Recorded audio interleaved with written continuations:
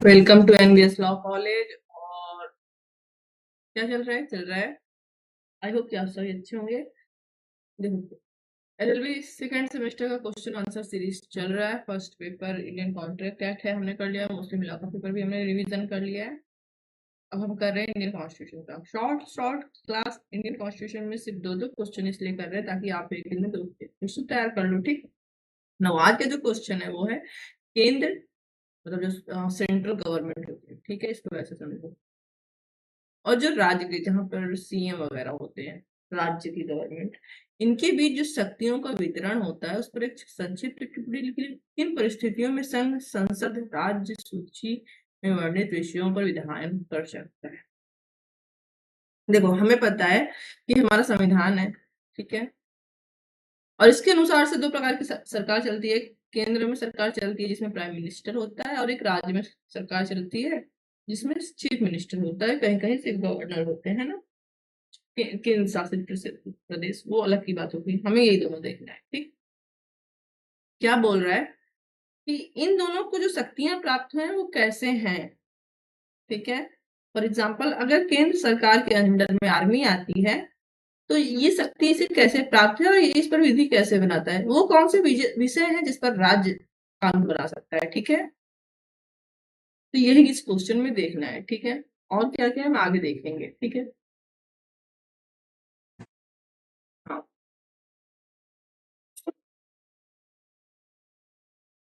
भारतीय संविधान में विधायी शक्तियों का वितरण।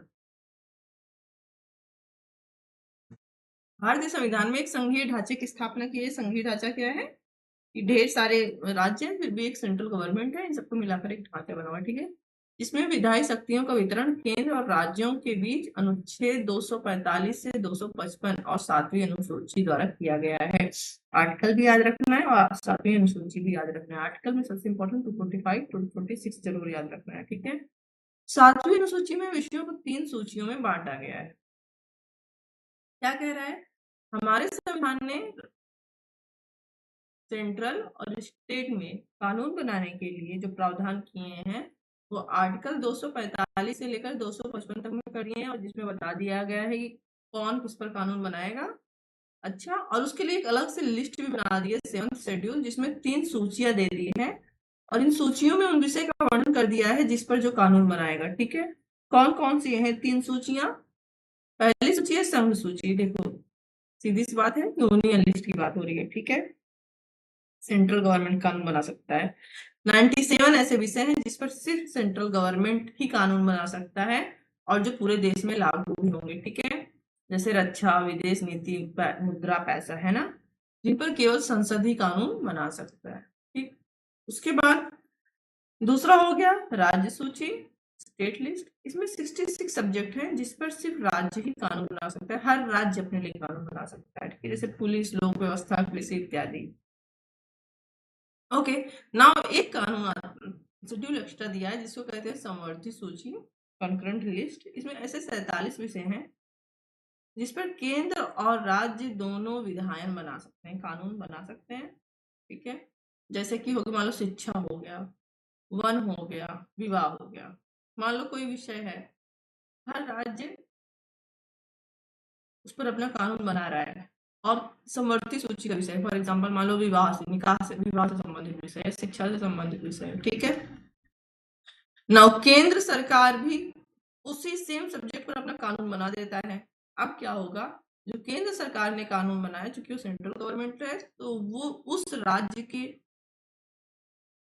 कानून पर अभिभावी होगा। मतलब जो राज्य का कानून है वो स्लीपिंग अवस्था में चला जाएगा, मान्य नहीं रह जाएगा, केंद्र वाला अभिभावी हो जाएगा। ठीक है, ओके, ये तो हमने देखा कि सेंट्रल किस पे बनाएगी, यूनियन लिस्ट पे, स्टेट बनाएगी स्टेट लिस्ट पर, और सेंट्रल और स्टेट दोनों बना सकते हैं कंकरेंट लिस्ट पर। ठीक है, चलो, अगर सेंट्रल ने भी उसी विषय बढ़ा दिया तो उसका अभिभावी होगा। तो इसका मतलब कि स्टेट लिस्ट पर स्टेट ही बना सकता है और सेंट्रल यूनियन लिस्ट पर सेंटर ही बनाएगा। तो ऐसी कौन सी परिस्थिति है जब स्टेट पर भी सेंटर बना सकता है? क्या ऐसी कोई परिस्थिति है? आइए देखते हैं। बिल्कुल है। हालांकि सामान्यतः राज्य सूची के विषयों पर केवल राज्य विधानसभा ही कानून बना सकती है, परंतु कुछ ऐसे विषय उपस्थित हैं, ऐसी परिस्थितियां हैं जिसमें संसद को भी इन विषयों पर कानून बनाने का अधिकार प्राप्त है। तो सबसे पहले कहा दिया हुआ है आर्टिकल 249। ठीक, यदि राज्यसभा अपने 2/3 उपस्थित एवं मतदान करने वाले सदस्यों के बहुमत से यह घोषित कर दे कि राष्ट्रहित में संसद राज्य सूची के किसी विषय पर कानून बनाए, तो संसद को उस विषय पर कानून बनाने का अधिकार मिल जाता है। यह शक्ति अधिकतम 1 वर्ष तक वैध होती है और इसे हर साल बढ़ाया जा सकता है।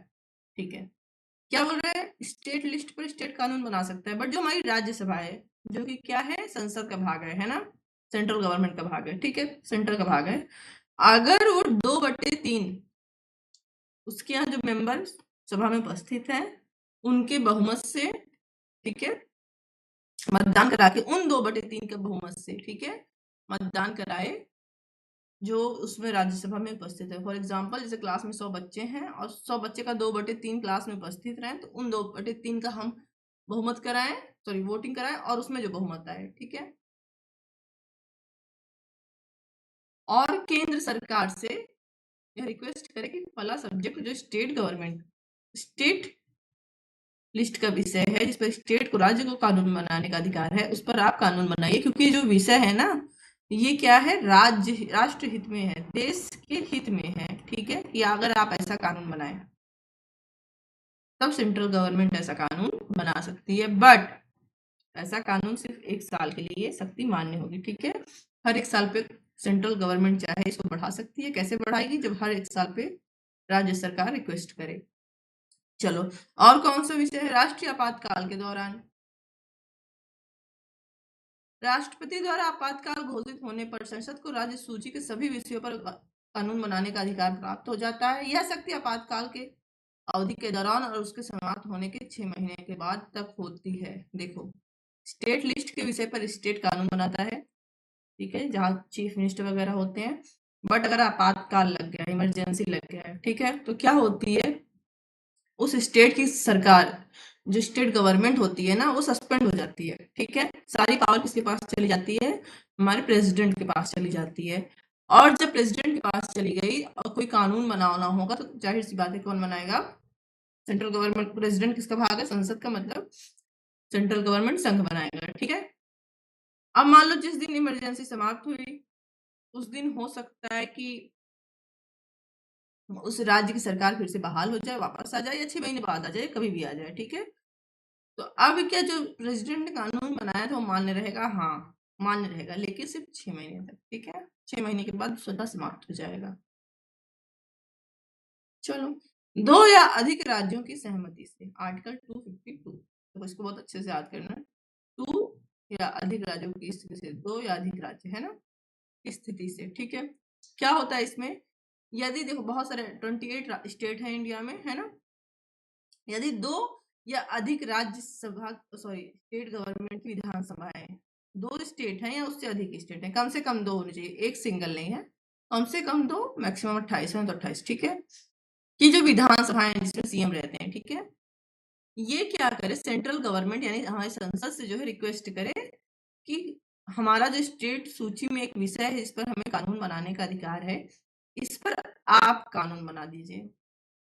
ठीक है, तब संसद ऐसा कानून बना सकते थे, तब सेंट्रल उस पर कानून बनाएगी। ठीक है, अब सुनो, अब अगर सेंट्रल ने वो कानून बना दिया तो वो कानून परमानेंट रहेगा। ठीक है, इसको अब ये जब चाहे स्टेट समाप्त नहीं कर सकती, जब मन के बनवा लो, जब मन के समाप्त कर दो। ठीक है, हाँ, 2 राज्य, और इन दोनों राज्यों पर लागू भी होगी। अब अगर सेम विषय पर कोई थर्ड राज्य भी चाहता है कानून संसद उसके लिए बनाए, तो वो संसद से अब उसको रिक्वेस्ट करने की जरूरत नहीं है, वो क्या करेगा, उस कानून को एक्सेप्ट कर लेगा। ठीक है, ओके।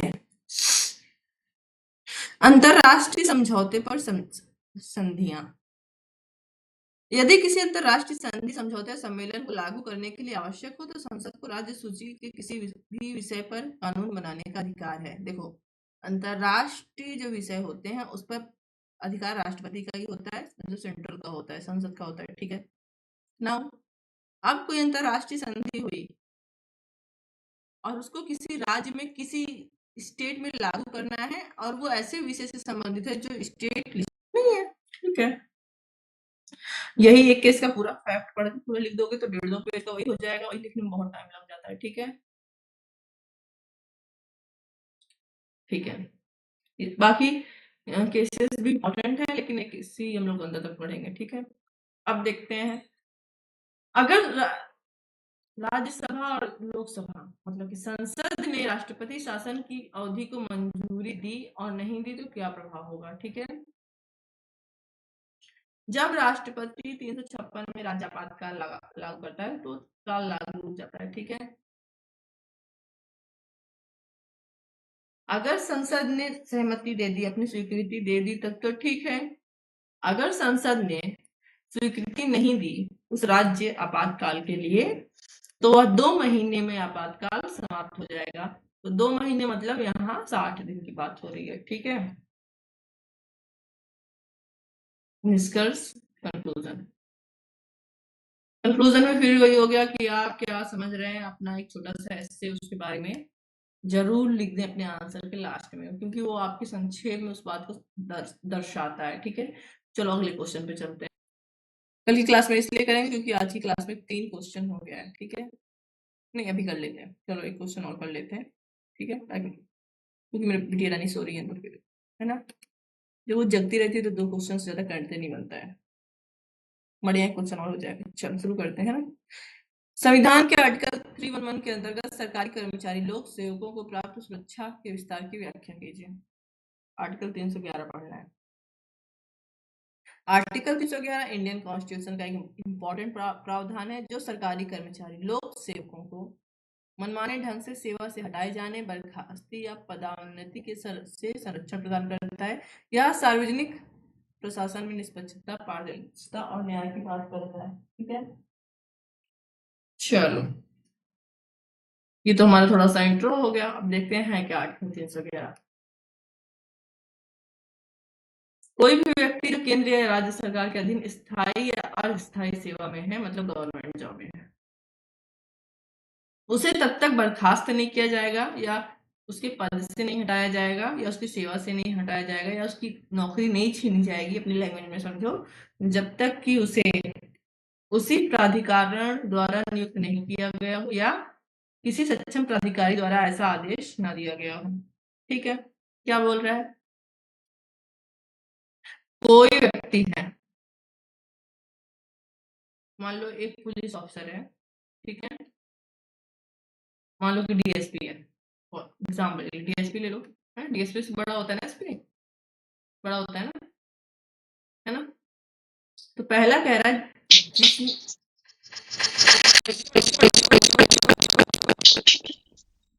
एसपी फॉर एग्जाम्पल बता रहा है, एसपी नहीं करता हूँ बीएससी और ठीक है, तो ये बोला कि जिस पद की नियुक्ति की है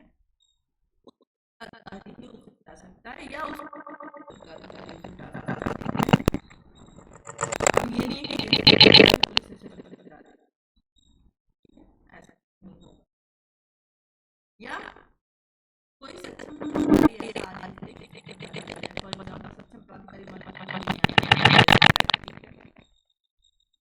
या कोई ये 2 चीजें याद रखनी है। जिस लेवल के ऑफिसर ने उस लेवल का ऑफिसर या उससे ऊपर के लेवल का ऑफिसर भी उसे हटा पाएगा या सक्षम प्राधिकारी द्वारा आदेश द्वारा हटाया जाएगा। ठीक है, आर्टिकल 3 किसी सरकारी कर्मचारी को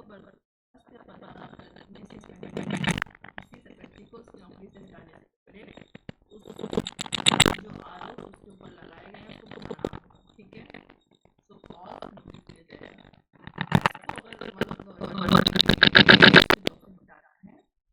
आप ऐसे सॉरी डायरेक्टली नहीं डालोगे उसको, ठीक है, ठीक है,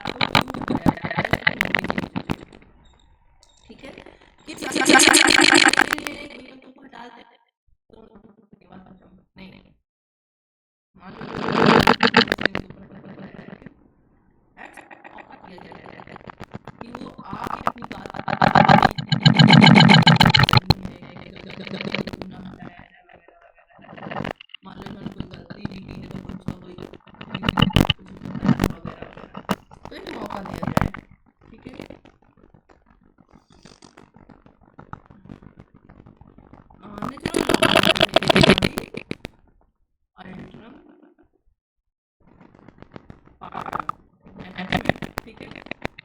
ऑडियो देखो, ऑडियो क्लिप कैसे आता है, उसमें ऑडियो यहाँ लिख सकते हो, चाहो ऑडियो केस होता है, ऑडियो सुनते हैं ना, तो ऑडियो ऑडियो सर्च होता है सुने जाने वाला, पूरे मैक्सिमम कंपनी है सुने जाने वाला, ठीक है, सुनिए, लेकिन अगर तुम डाउट हो, अच्छा है मैक्सिमम तो नहीं है, लेकिन यहाँ नीचे लिखा हुआ है कि प्रिंसिपल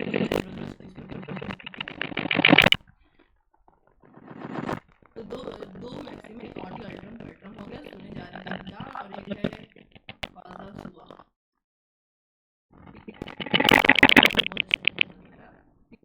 दूसरा वाला ये वाला सुने जाने किसी को गलती से जाने दोगे, पहले उसको सुनने का अधिकार दोगे, गलत भी है कि नहीं, है ना। अपवाद क्या है,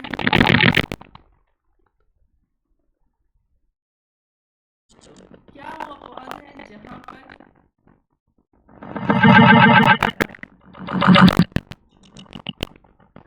निम्नलिखित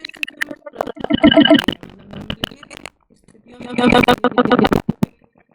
सुन जाने का कोई कारण नहीं है, कब जब कर्मचारी आपराधिक आरोप जब बताया जा रहा है तो किसी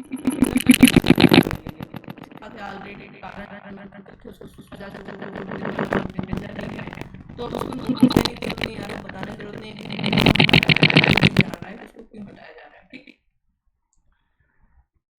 दूसरा क्या, जहाँ कर्मचारी को सेवा से सार्वजनिक हित में आवश्यक हो, ठीक है, के ऊपर आरोप लगाया भ्रष्टाचार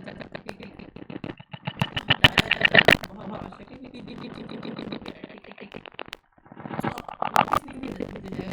साबित करो तुमने भ्रष्टाचार क्यों किया, ठीक है, भ्रष्टाचार मतलब भ्रष्टाचार, उसको हटाना लोकहित के लिए शासन के लिए आवश्यक हो गया, जहाँ किसी कारावास पूछताछ करना व्यवहारिक असंभव हो, ठीक है, मान लो कोई जांच बैठी है, उसको नौकरी से हटाना है, उसको नौकरी से नेचुरल जस्टिस के सिद्धांत के अनुसार, ठीक है,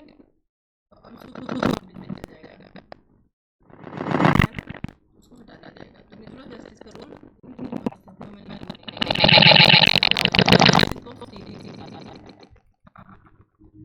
पहला सिद्धांत है नेचुरल जस्टिस, यहाँ समझो नेचुरल जस्टिस होता है, दो सिद्धांत है जो किसी भी व्यक्ति के बारे में लागू होते हैं, पहला है किसी भी व्यक्ति के ऊपर कोई आरोप लगा है, ठीक है, उसको जाना चाहिए, होना चाहिए, ये बात सुनी जाए, आखिर उसमें कोई अपराध क्यों, हाँ उसको सुना जाना चाहिए, पहला ये एनएसएस में भी कोई भी अपने केस में जज नहीं बने, सुआ कौजा वाला मैंने बताया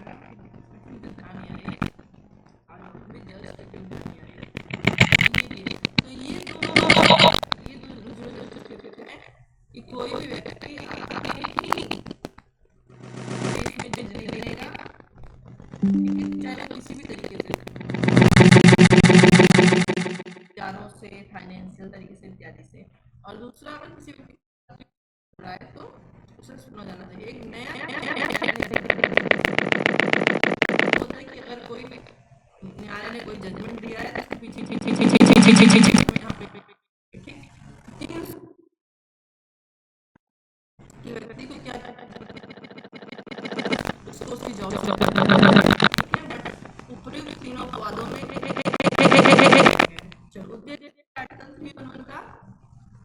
मनमानी और राजनीतिक कोई राजनीतिक की बात नहीं मानी तो क्या करेंगे, अब लोकसभा की अवधि 1 साल के लिए बढ़ जाएगी, अगर लोकसभा समाप्ति हो, सॉरी अभी स्टार्टिंग में ही अपने फेज में है, तो आपातकाल कितने टाइम चलेगा नहीं, इस आधार पर बढ़ेगी, ठीक है। महत्वपूर्ण केस कौन सा है, वेरी इंपॉर्टेंट केस एडीएम, अगर एलएलएम का एंट्रेंस देना है तो ये केस याद रखना, नेट लॉ से करना है या कहीं अलग से भी कॉन्स्टिट्यूशन संबंधित केस है, तो इंपॉर्टेंट केस है ये, ठीक है। ADM Jabalpur versus Shivkant Shukla, cases मैंने अच्छे से अलग से देखे हुए हैं, ठीक है। अगर टाइम मिलेगा तो एक सारी क्लास खत्म होने के बाद एक आधा घंटे क्लास लेंगे, उसमें 10 हर उस विषय में से केस बताएंगे विद फैक्ट, जो तुम्हारे सारे एग्जाम में आ जाएगा। ठीक, मतलब LLB सेकंड सेमेस्टर के। चलो, क्या था शिवकांत शुक्ला वाला केस? ये हैबेस कॉर्पस केस भी कहते हैं, तो वहां पे हमने पढ़ा हुआ था, आर्टिकल 32 में था। ठीक है, न्यायालय ने कहा था कि आपातकाल के दौरान आर्टिकल 21 भी निलंबित हो जाता है। ठीक है, ओके, मतलब जीवन का अधिकार भी निलंबित हो जाता है इस केस में। का क्योंकि ये आपातकाल के टाइम का केस है ना। सुप्रीम कोर्ट कह रहा है कि अगर आपातकाल लगा तो आर्टिकल 21 भी निलंबित हो जाएगा। इस केस में कोर्ट ने कहा था, इसकी बहुत आलोचना हुई थी। भाई, आपातकाल लगा लो, किसी का जीवन का अधिकार ही छीन लो, है ना। देखो, इसकी बहुत आलोचना हुई थी।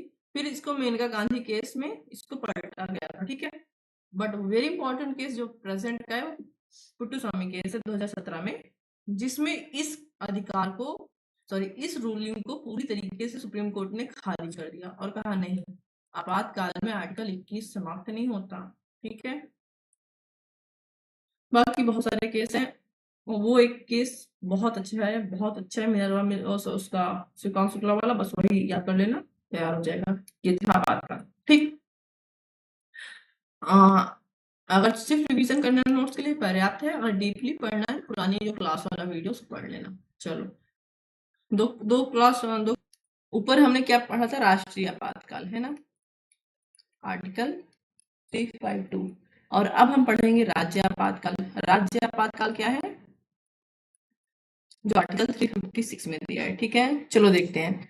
किन आधार पर एक स्टेट में राष्ट्रपति शासन लगा सकता है? ठीक है, संसद के अनुमोदन के अभाव में कितने समय तक बना रहेगा?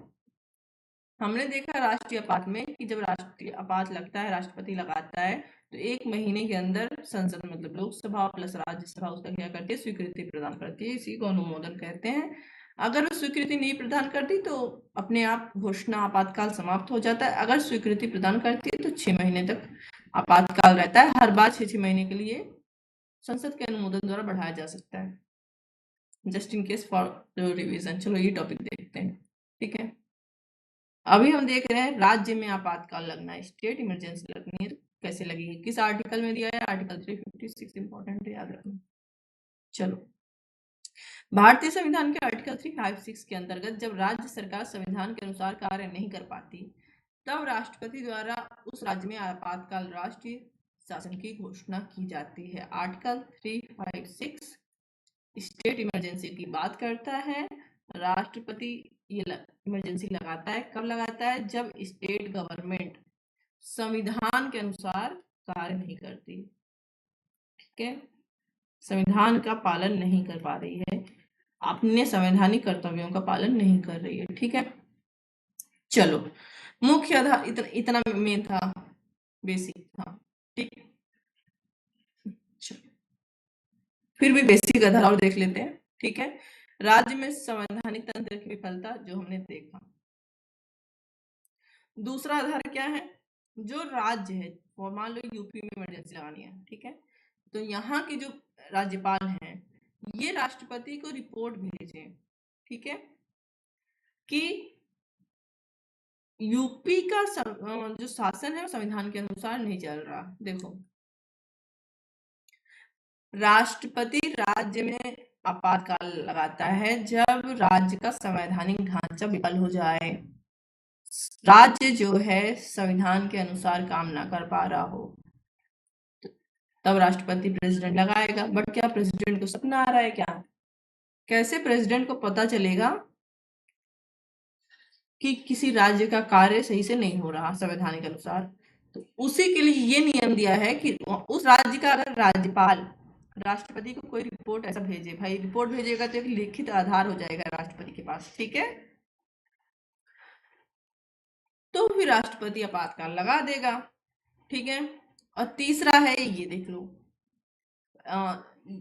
एक ये हो गया जब राज्यपाल रिपोर्ट भेजे, और एक ये हो गया जब स्टेट गवर्नमेंट है उस राज्य की और केंद्र सरकार ने कोई दिशा निर्देश उसको दिया है किसी चीज से संबंधित, जो राष्ट्रीय हित वगैरह जो भी इससे भी संबंधित है, जो कि आर्टिकल 365 के तहत है। ठीक है, और राज्य सरकार कह रही नहीं मानेंगे हम आपकी बात, क्या कर लोगे? तो भैया राष्ट्रपति क्या करेगा, राज्य में, उस राज्य में आपातकाल लगा देगा। ठीक है, चलो तो अभी तक हमको दो आधार दिखा। ठीक है, एक तो राज्यपाल की रिपोर्ट पर राज्य में संवैधानिक तंत्र विफल होने की मान्यता पर राष्ट्रपति आपातकाल लगा रहा है। दूसरा, उस राज्य की सरकार केंद्र सरकार की दिशा निर्देशों का पालन नहीं कर रही, जो आर्टिकल 365 में है। देखो एक ऐसे तुम याद कर लोगे, राज्य आपातकाल 356 में है और आधार 365 में है। ये आगे पीछे हो गया बस। ठीक, एक और आधार है, वो यही स्वयं में है। जरूरी नहीं उस राज्य के राज्यपाल की रिपोर्ट राष्ट्रपति को मिले तभी राष्ट्रपति लगाए। अगर राष्ट्रपति को खुद भी ऐसा प्रतीत होता है, युक्तियुक्त आधार लगता है, तब भी वो आपातकाल लगा सकता है। ठीक है, चलो महत्वपूर्ण केस देखते हैं। एसआर मुंबई बनाम भारत संघ, वेरी इंपॉर्टेंट है, ये मोस्ट इंपॉर्टेंट, यही आंसर क्वेश्चन, सॉरी यही केस तुमको लिखना है। ठीक, 1994 केस है भारत संघ।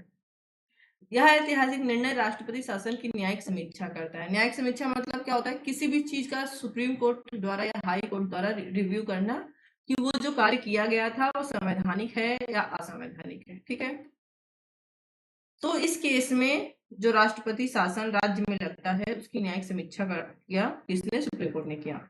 ओके, और क्या कहा कि राज्य में राष्ट्रपति शासन राष्ट्रपति लगा सकता है। ठीक है, बट ये जो इसने राज्य में इमरजेंसी लगाई है, इसको चुनौती दी जा सकती है सुप्रीम कोर्ट में, क्या चेक करने के लिए कि जिस आधार पर राष्ट्रपति ने इमरजेंसी लगाई है वो सही है कि नहीं। अगर मनमाने तरीके से राष्ट्रपति ने लगा दिया है ना, तो ऐसा आपातकाल मान्य नहीं होगा। ठीक है, और अगर आधार सही है तो मान्य होगा। ऐसा क्यों कहा सुप्रीम कोर्ट ने, ताकि राष्ट्रपति या केंद्र सरकार की मनमानी को रोका जा सके, है ना। देखो, अगर राष्ट्रपति पर या केंद्र सरकार पर ऐसा कोई पकड़ नहीं बनाई जाएगी, ऐसे भी कोई रोक नहीं लगाई जाएगी, तो जो भी स्टेट गवर्नमेंट सेंट्रल गवर्नमेंट के अगेंस्ट होगी उसके खिलाफ राष्ट्रपति आपातकाल लगा देगा, है ना। ये एक्स्ट्रा हम बता रहे हैं। ठीक है, ओके। तो सुप्रीम कोर्ट ने कहा आप जो है ये इसको जो आर्टिकल 356 है राज्य में आपात लगाना, उसको केंद्र सरकार ऐसे एज क्या नहीं यूज करेगी, हथियार नहीं यूज करेगी। ठीक है, कि जब जो सरकार आपके विरुद्ध हो राज्य की उसके खिलाफ लगा दो, तभी आप लगाओगे आपातकाल स्टेट में जब अन्य विकल्प समाप्त हो गए हों। अन्य विकल्प भी इस केस में कोर्ट ने बताया, सुप्रीम कोर्ट ने, कि जैसे मान लो सेंट्रल गवर्नमेंट मतलब प्रेसिडेंट को स्टेट में आपात लगाना है। ठीक है, तो पहले उस राज्य सरकार को थोड़ा समय दो, थोड़ा निर्देश दो, नोटिस दो कि भैया अपना संवैधानिक ढांचा सही करो, नहीं तो हम आपातकाल लगा देंगे। ठीक है, दूसरा, अगर राज्य आपकी बात नहीं मान रहा सेंट्रल गवर्नमेंट की, तो फिर उसको फिर से नोटिस दो कि अगर आप हमारी बात नहीं मानोगे, दिशा निर्देश नहीं मानोगे, तब हम आपका आपातकाल लगा देंगे। नोटिस मिलने के बाद भी अगर राज्य संवैधानिक तरीके से या निर्देश के अनुसार काम नहीं करता, तब आपके पास विकल्प खुला है, आप उस पर जाके आपातकाल लगाओ, बट आप डायरेक्टली मुंह उठा के आपातकाल नहीं लगाओगे। ठीक है, ओके, मुंह उठा के नहीं।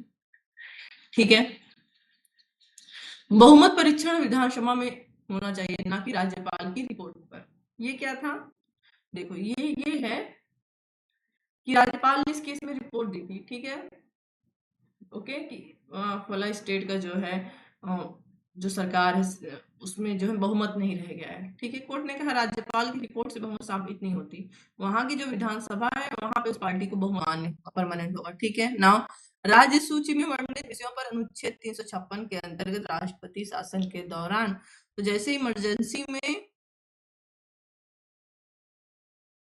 कौन कानून बना रहा था, आपातकाल में संसद बना रही थी कानून, मतलब राष्ट्रपति लगा रहा था राज्य के लिए, है ना।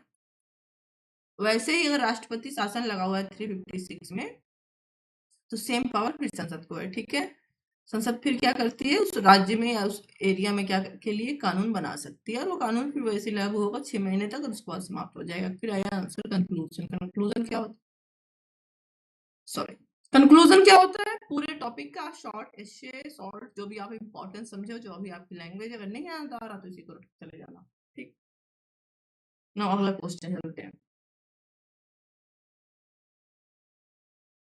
ओके, नेक्स्ट क्वेश्चन है आपातकाल, इमरजेंसी। ठीक है, नेक्स्ट क्वेश्चन है इमरजेंसी।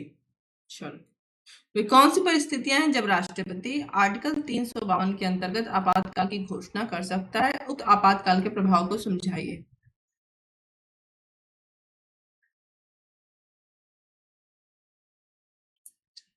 ठीक है, इंपॉर्टेंट क्वेश्चन है ये भी।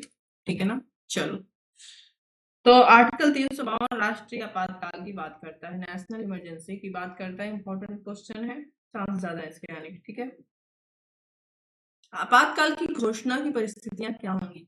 आर्टिकल 352 के अंतर्गत पहला होगा युद्ध, बाहरी आक्रमण या सशस्त्र विद्रोह द्वारा अगर परिस्थिति विद्यमान है तो राष्ट्रपति आपातकाल लगा सकता है। क्या है ये, आर्टिकल 352 राष्ट्रपति को राष्ट्रीय आपातकाल की घोषणा करने की शक्ति देता है। कब देता है, जबकि युद्ध, जब भारत पर किसी अन्य देश द्वारा युद्ध किया जाए या भारत किसी देश के साथ युद्ध की स्थिति में हो। ठीक है, क्या हो, भारत किसी भी देश के साथ युद्ध की स्थिति में हो, तब राष्ट्रपति चाहे तो आपातकाल, राष्ट्रीय आपातकाल की घोषणा कर सकता है। दूसरा क्या है, बाहरी आक्रमण, बाहरी मतलब एक्सटर्नल। ठीक है, युद्ध की औपचारिक घोषणा न होने पर भी अगर भारत पर कोई बाहरी हमला हो या खतरा हो, देखो एक तो युद्ध चल रहा है पहला, दूसरा युद्ध नहीं चल रहा पर बाहर से कोई हमला हो गया। फॉर एग्जाम्पल देखो अभी आतंकी हमला हुआ था पुलवामा में, है ना, ऐसे बड़े लेवल पे कोई हमला हो जाए, है ना, तब भी लगा सकता है। और तीसरा है सशस्त्र विद्रोह। देखो ये वाला पॉइंट वेरी इंपॉर्टेंट है, फॉर वन डे एग्जाम के लिए भी हो सकता है, एलएलएम टेस्ट के लिए भी हो सकता है। क्यों हो सकता है, देखो ये हमारे संविधान में नहीं था। ठीक है, इसकी जगह पे आंतरिक उपद्रव था। ठीक है, इंटरनल एग्रेशन था। क्या होता, मतलब क्या होता था ये, कि अगर देश के अंदर ऐसी कोई उपस्थिति विद्यमान है जिसको देख के लगता है कि देश में क्या हो सकता है, उपद्रव मच सकता है, शांति भंग हो सकती है। ठीक है, फॉर एग्जाम्पल मान लो बच्चे धरने पे बैठे, स्टूडेंट, हाँ, अब राष्ट्रपति को लगता है कि तो आंतरिक उपद्रव हो जाएगा। ठीक है, कहीं हड़ताल चल रही है तो राष्ट्रपति को लगता है कि उपद्रव हो जाएगा। क्यों, क्योंकि इसको क्लियरली परिभाषित भी नहीं किया गया था, तो वो क्या लगा दे, नेशनल इमरजेंसी लगा दे। ठीक है, नाउ 1972 के बाद हमने देखा राष्ट्रीय आपातकाल लगा था, और इसी आधार पर लगा था, और खूब सारा जो है इसका मिसयूज हुआ था इस उपबंध का। ठीक है, आर्टिकल 352 का। इसीलिए उसके बाद जो पहला संशोधन किया गया जिसका नाम था 448 197 और 448। ठीक है, इसको स्ट्रिक्ट से याद कर लेना, याद हो जाएगा। इस अमेंडमेंट के द्वारा 44th अमेंडमेंट 1978 के द्वारा आंतरिक उपद्रव शब्द को हटा दिया गया और नया शब्द उसकी जगह रिप्लेस किया गया जो हुआ सशस्त्र विद्रोह। ये कहा गया कि जब देश के भीतर ही उपद्रव तो हो रहा है, बट कैसा है, हड़ताल वगैरह नहीं, लोग बड़े बड़े हथियार लेकर सशस्त्र विद्रोह कर दे रहे हैं, तब आपातकाल की स्थिति उत्पन्न होती है। ठीक है,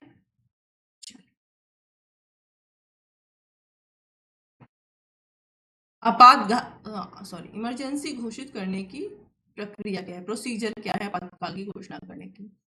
ठीक है, तो सबसे पहला है राष्ट्रपति को आपातकाल प्रधानमंत्री प्राइम मिनिस्टर की अध्यक्षता वाली मंत्रिपरिषद की लिखित सलाह पर घोषित करना है। ठीक, अब देख लो ये भी 1978 के पहले नहीं था। ठीक है, प्राइम मिनिस्टर ने कहा भैया आपातकाल लगा दीजिए, प्रेसिडेंट ने लगा दिया। 1978 वाले अमेंडमेंट ये जोड़ा गया कि अब राष्ट्रपति प्रधानमंत्री के सिर्फ कहने पर आपातकाल स्वयं से नहीं लगा पाएगा। ठीक है, जो सेंट्रल गवर्नमेंट का मिनिस्ट्री है जो 15% का नियम में होती है। ठीक है, जो मंत्री परिषद होती है जिसमें होम मिनिस्टर, वगैरह सारे मिनिस्टर होते हैं इंक्लूडिंग प्राइम मिनिस्टर। ये लोग क्या करेंगे, एक लिखित रिटन रिक्वेस्ट भेजेंगे, ठीक है, प्रेसिडेंट को, और उसमें बताया कि किस बेस पर ये चाहते हैं कि आपातकाल लगे, उसके बाद ही राष्ट्रपति आपातकाल लगाएगा। ठीक है, राष्ट्रपति के पास मिनिस्टर्स का रिक्वेस्ट आया, लिखित लिखित वेरी इंपॉर्टेंट, मेरे लिखित नहीं था, वेरी इंपॉर्टेंट। राष्ट्रपति ने क्या किया, घोषणा कर दिया, तो क्या आपातकाल चलता रहेगा? नहीं। राष्ट्रपति की घोषणा के बाद 1 महीने के भीतर संसद के दोनों सदनों, लोकसभा और राज्यसभा द्वारा उस घोषणा को अनुमोदित किया जाना चाहिए, मतलब मान्यता प्रदान की जानी चाहिए लोकसभा और राज्यसभा द्वारा। अगर वो मान्यता नहीं प्रदान करते हैं तो ऐसी आपातकाल समाप्त हो जाएगा, ऐसी घोषणा समाप्त हो जाएगी, ठीक है। बट अगर 1 महीने के अंदर लोकसभा और राज्यसभा दोनों अनुमोदित कर देते हैं तब ऐसा आपातकाल जारी रहेगा। मान लो, अब देखो, 1 महीने के अंदर राज्यसभा और लोकसभा ने क्या किया, मान्यता दे दी और आपातकाल समाप्त नहीं हुआ, तो क्या आपातकाल हमेशा लगा रहेगा? नहीं। जब संसद ने, मतलब लोकसभा और राज्यसभा ने मान्यता दे दी, तब ये घोषणा 6 महीने तक रहेगी, मतलब 6 महीने तक आपातकाल चलता रहेगा। 6 महीने के बाद फिर से या तो ये समाप्त हो सकता है और या तो फिर से लोकसभा और राज्यसभा द्वारा इसको दोबारा क्या किया जा सकता है, मान्यता दी जा सकती है, ठीक है। ठीक है, प्रभाव क्या होंगे राष्ट्रीय आपातकाल के? पहला, केंद्र राज्य संबंध पर प्रभाव पड़ेगा। कैसे पड़ेगा? अभी हमने ऊपर देखा, राज्य का स्टेट लिस्ट में कानून बनाने का अधिकार डायरेक्ट किसके पास चला जा रहा है? सेंट्रल गवर्नमेंट के पास चला जा रहा है, ठीक है। केंद्र को यह अधिकार मिल जाता है कि वो राज्य को क्या करे, निर्देश दे कि आप कैसे काम कीजिए, ठीक है। और केंद्र सरकार को राज्य सूची के विषयों पर कानून बनाने का भी अधिकार मिल जाता है, ठीक है। फाइनेंशियल अधिकार भी राज्य के सेंट्रल के अंदर चले जाते हैं, ठीक है। चलो, दूसरा, मौलिक अधिकारों पर, हमारे फंडामेंटल राइट्स पर क्या प्रभाव पड़ता है अगर आपातकाल लागू है? तो क्या प्रभाव पड़ेगा? यदि आपातकाल युद्ध या बाहरी आक्रमण के आधार पर लागू किया गया है तो आर्टिकल 19 के अधिकार स्वतः निलंबित हो जाते हैं, ठीक है। आर्टिकल 19 में क्या है? अभिव्यक्ति, राइट टू स्पीच, ठीक है। अभिव्यक्ति मतलब बोलने का अधिकार, दोस्तों मिलने का, सभा करने का, संघ बनाने का, घूमने जाने का, व्यापार करने का, ठीक है, वगैरह वगैरह, है ना। एक अधिकार और है जो कि वो ध्यान नहीं आ रहा। ये सारे अधिकार क्या है? आर्टिकल 19 में है। अगर देश के ऊपर बाह्य आक्रमण हुआ है, ठीक है, या देश किसी के साथ युद्ध में चला गया है, तो ये सारे अधिकार आपके समाप्त कर दिए जाएंगे। राष्ट्रीय आपातकाल लग गया, आप अपने घर में रहो, ठीक। अगर राष्ट्रपति चाहे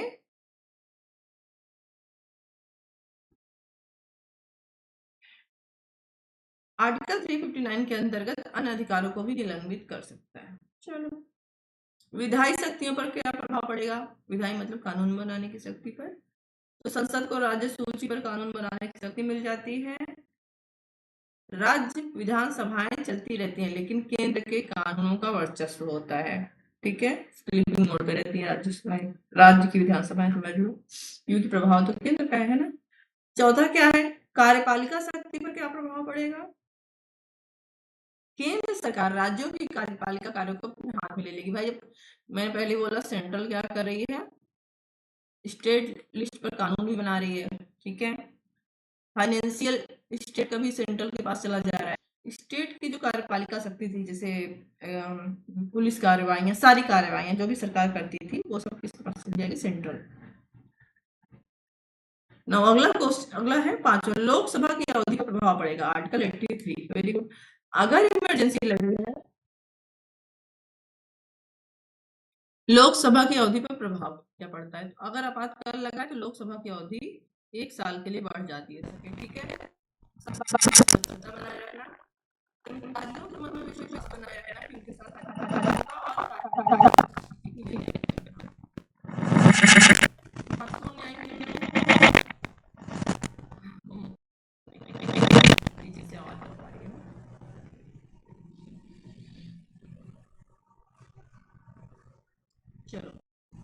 सरोज न्यायालय ने कहा कि अपवाद केवल विशेष की छूट दी जानी चाहिए। यूनियन ऑफ इंडिया में सुप्रीम कोर्ट ने कहा ठीक है, बट आपने नोटिस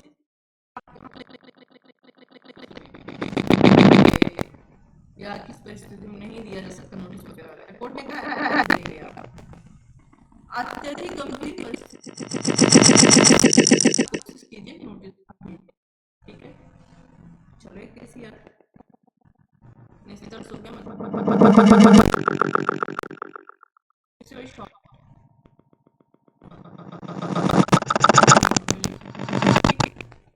चलो क्लास में ओवर कर रहे हैं, इसके बाद क्वेश्चन पूछना, फिर आगे